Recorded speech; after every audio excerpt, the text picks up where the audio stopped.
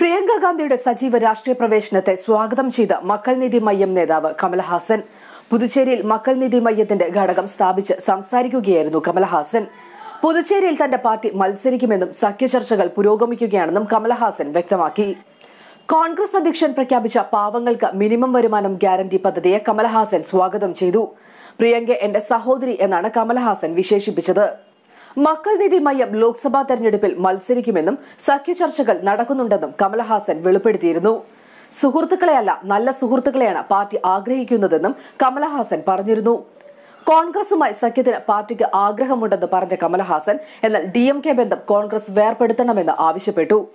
എന്നാൽ കമൽഹാസനുമായി സഖ്യത്തിന് കോൺഗ്രസിന് എതിർപ്പില്ലെന്നും എന്നാൽ DMK സഖ്യം വേർപെടുത്താൻ ആഗ്രഹിക്കുന്നില്ല എന്നും കോൺഗ്രസ് നേരത്തെ വ്യക്തമാക്കിയിരുന്നു.